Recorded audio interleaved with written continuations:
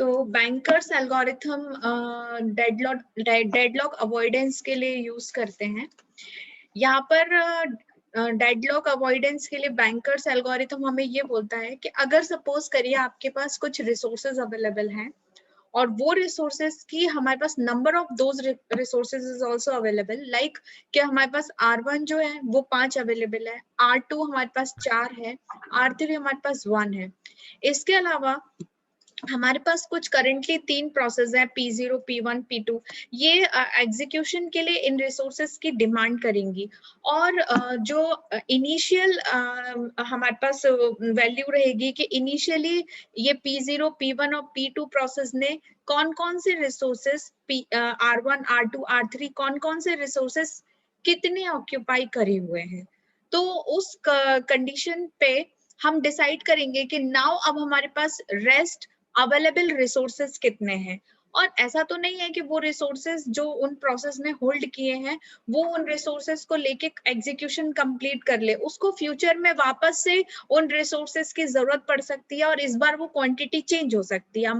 अब होता क्या है कि अवेलेबल रिसोर्सेज जो होते हैं हमारे पास, उसको हम एवरी टाइम चेक करते हैं कि जो प्रोसेस डिमांड कर रही है सेम क्या हम उस प्रोसेस को वो रिसोर्सेज अवेलेबल करा सकते हैं। अगर हम करा सकते हैं, हम इजीली अवेलेबल करा सकते हैं, तो उसको हम बोलते हैं safe state.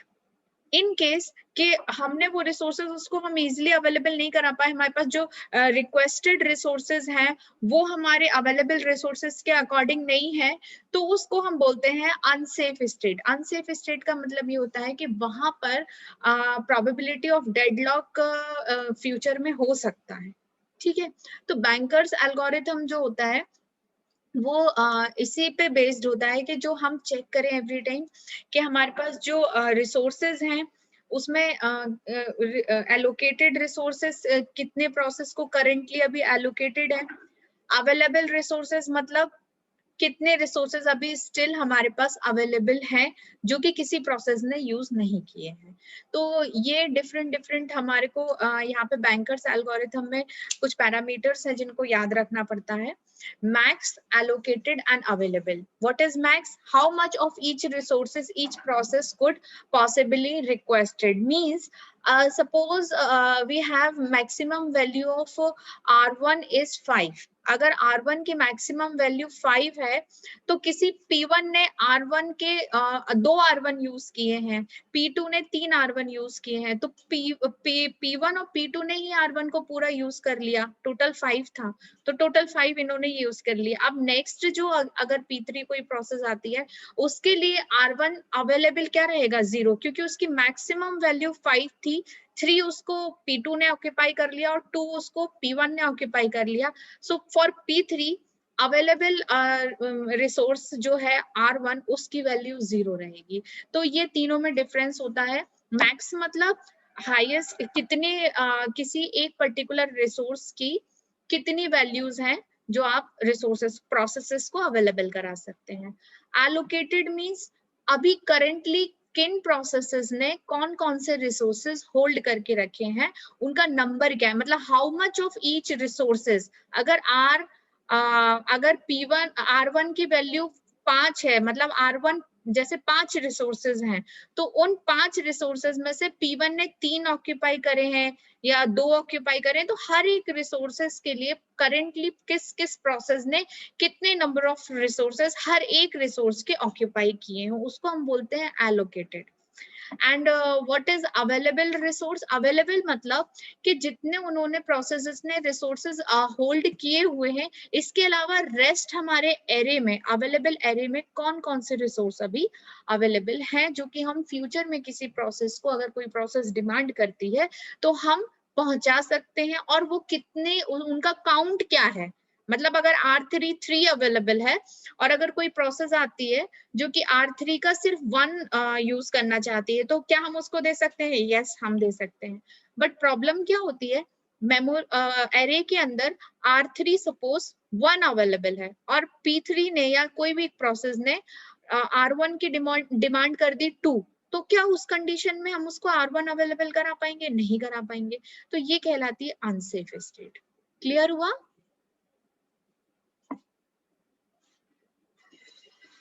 Yes ma'am. Yes ma'am. हम एक एग्जाम्पल के थ्रू इसको समझेंगे। Yes ma'am. जैसे आपके स्क्रीन पर अभी दिख रहा होगा कुछ प्रोसेसेस हैं P0, P1, P2, P3, P4। इसको कुछ रिसोर्सेज अवेलेबल एलोकेट कराए गए हैं A, B, C, ये 3 रिसोर्सेज हैं, ठीक है। A की वैल्यू मैक्सिमम 753 इस तरह से हमने यहाँ पे लिखा हुआ है। तो अब इनिशियली जो P0 है, P0 ने इनिशियली जब वो P0 स्टार्ट हुआ तो उसने 0, 1, 0 इस तरह से उन्होंने इनिशियली जो जो रिसोर्सेज जितने क्वांटिटी में होल्ड करके रखे थे वो सारे हमने यहाँ पे बना लिए। अब नाउ जो हमारे पास अवेलेबल रिसोर्सेज हैं, दैट इज ये अवेलेबल रिसोर्सेज हमने कैसे निकाले, मैं आपको एक एग्जांपल लेके बताती हूँ।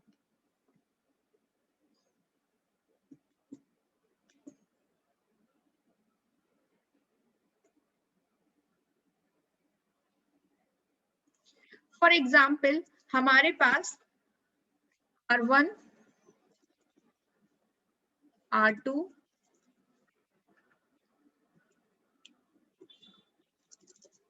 एंड R3 ये 3 रिसोर्सेज हमारे पास अवेलेबल हैं, ठीक है। इन तीनों रिसोर्सेज के लिए हम वैल्यूज देख लेते हैं, मैक्सिमम वैल्यू क्या जाएगी। तो सपोज कि R1 के लिए हमारी जा रही है, टोटल हमारे पास R1 के लिए वैल्यू है 5, R2 के लिए भी 5 और R3 के लिए भी 5। नाउ अब हम देखते हैं सेम करेंटली ये जो रिसोर्सेज हैं ये अगर किसी प्रोसेस ने होल्ड किए हैं तो क्या सिचुएशन बन सकती है, ठीक है। सपोज करिए हमारे पास मेमोरी के अंदर 3 प्रोसेस हैं,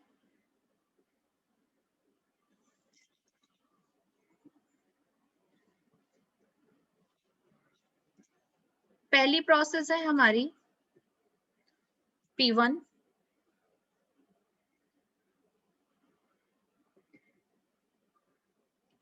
दूसरी प्रोसेस है हमारी P2 और तीसरी प्रोसेस है हमारी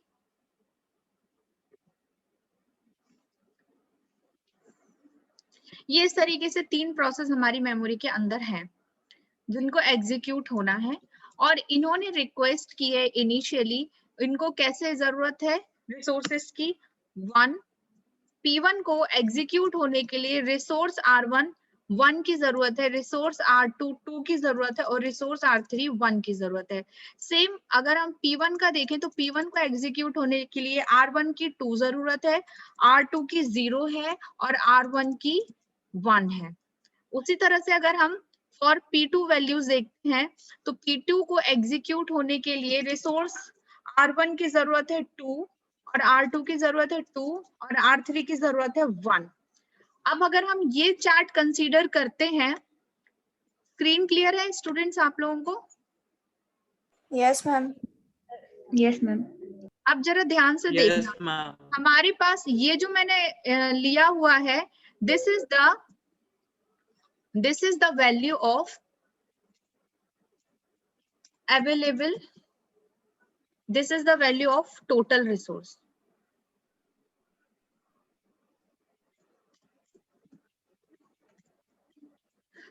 ठीक है।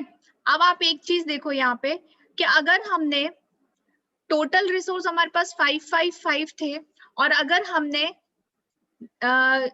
इनका जो करंट जो प्रोसेसेस ने होल्ड किया हुआ है वो वैल्यू हमारे पास इनिशियली है, तो आप देखो कि R1 रिसोर्सेस को कितना यूटिलाइज कर चुकी हैं ये तीनों प्रोसेस। तो R1 की टोटल वैल्यू 5 थी और ये तीनों प्रोसेस R1 को 5 ऑक्यूपाई कर चुकी हैं। तो अब हमारे पास अगर हम बात करते हैं अवेलेबल रिसोर्स की, अब अगर हम बात करते हैं अवेलेबल रिसोर्स की तो आप बताइए मुझे अवेलेबल रिसोर्सेस कितने बचे। अब मैं बात कर रही हूँ अवेलेबल रिसोर्स की। तो हमने बात की कि P2 ने P0, P1 और P2 ने जो रिसोर्सेज ऑक्यूपाई किए उनकी करंट सिचुएशन है हमारे पास, करंट उनकी वैल्यूज है हमारे पास। तो P0, P1 और P2 ने R1 की जो वैल्यू होल्ड करी है वो 1, 2, 2 करी है, क्लियर है। और टोटल हमारे पास R1 कितना था 5। तो अब हमारे पास R1 अवेलेबल कितना हुआ 5। 0 जीरो 0 जीरो अवेलेबल। अब हम बात करते हैं R2 की। तो R2 हमारे पास टोटल 5 था और P0, P1 और P2 ने इसको होल्ड करके रखा हुआ है, उसका हमारे पास फिगर है 3। तो अब हमारे पास P2 कितना अवेलेबल है? 2। और सेम अगर हम 2 R3 की बात करें तो R3 अब हमारे पास कितना अवेलेबल है? 2 this is the available resource. ये हमारे पास अवेलेबल रिसोर्सेस की वैल्यू सामने आ गई। ये रिसोर्सेस अब हमारे पास अवेलेबल एरे में ये वैल्यू हमारे पास स्टोर है। नाउ होता क्या है कि अगर अब मान लो एक और हमारे पास फिगर आता है, एक और एरे आता है हमारे पास, जिसको आप बोल सकते हो रिक्वेस्टेड एरे। ठीक है, इसको अपन बोल सकते हैं रिक्वेस्ट। ये रिक्वेस्ट है। अब इसका पैटर्न हम चेंज कर लेते हैं, P0 1, P2 0 और P3 0 और P3 यहाँ कर देते हैं 3। सेम P2 P1 को भी हम चेंज कर देते हैं। P1 जो है वो 0 डिमांड कर रहा है, देन वो 1 डिमांड कर रहा है, देन वो 2 डिमांड कर रहा है। इस तरह से इसमें भी 0 2 एंड 1। अब आपको करना क्या है, सेफ और अनसेफ स्टेट में बताती हूँ। नाउ हमारे पास जो अवेलेबल रिसोर्सेज हैं उसकी क्या हमारे पास एरे में वैल्यूज है? R1 0 अवेलेबल है हमारे पास, R2 2 है और R3 कितना है? 2।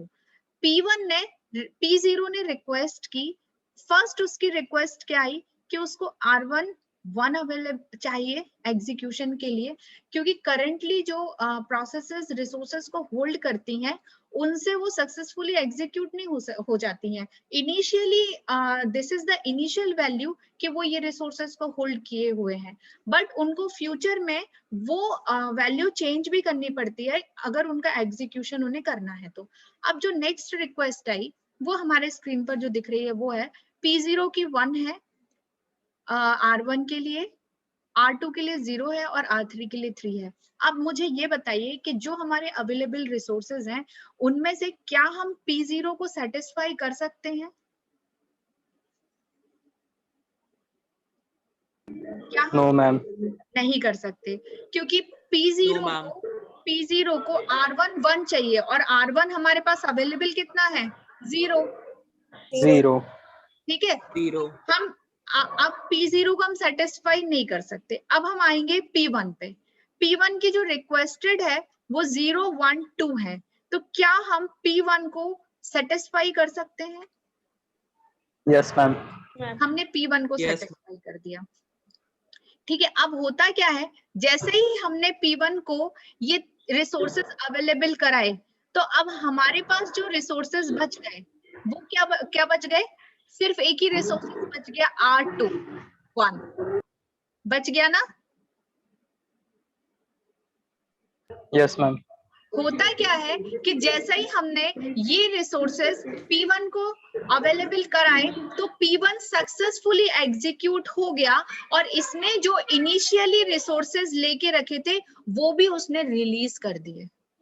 समझे बात को? Yes, ma'am. ये बात मेरी समझे। अगर हमने P1 को अवेलेबल रिसोर्सेज एलोकेट कर दिए तो P1 सक्सेसफुली एग्जीक्यूट हो गया, तो P1 ने जो इनिशियली इस एरे में जो रिसोर्सेज दिख रहे हैं ये जो उसने होल्ड करके रखे थे इसने ये भी रिलीज कर दिए। समझे मेरी बात को? तो करेंटली जो P1 ने रिसोर्सेज होल्ड करके रखे थे वो कौन से थे?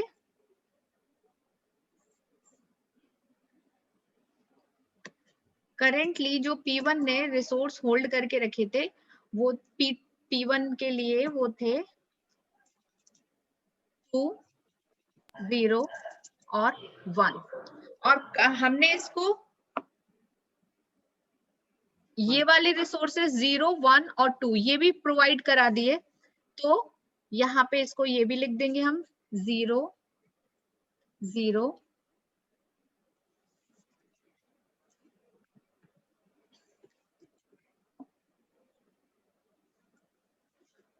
1 और 2। अब आप इसको ऐड कर दीजिए, मतलब जो P1 ने टोटल रिसोर्सेज ऑक्यूपाई करे थे, वो टोटल रिसोर्सेज अगर हम, अब वो सक्सेसफुली एग्जीक्यूट हो गया है, तो वो टोटल रिसोर्सेज जो उसने होल्ड करके रखे थे वो तो रिलीज हो गए ना, वो रिसोर्सेज हमारे पास अब अवेलेबल है, अब हम उनको यूज कर सकते हैं। तो टोटल जो रिसोर्सेज है वो क्या हो गए हमारे पास, 2 2 1 3 3 1 और 3। अब हमारे पास जो अब अवेलेबल रिसोर्सेस का एरे था उसकी वैल्यू अपडेट होके 2 1 3 हो गई। क्या हो गई, 2 1 3। तो अब हम P2 P0 को सेटिस्फाई कर सकते हैं। अब हम P0 को सेटिस्फाई कर सकते हैं। यहाँ पे ध्यान रखने की बात ये है कि P1 के बाद हम P2 पे नहीं जा रहे हैं, हम वापस से P0 पे जा रहे हैं। तो हम P0 को सेटिस्फाई करेंगे कि P0 ने जो रिक्वेस्ट की डिमांड की थी वो हम P0 को दे देंगे, और P0 जब सक्सेसफुली एग्जीक्यूट हो जाएगा तो फिर से अवेलेबल रिसोर्सेस का जो एरे है वो अपडेट होगा, और उसके बाद फिर जो और नेक्स्ट अपकमिंग रिक्वेस्ट है उनको सर्व किया जाएगा। समझे बात को?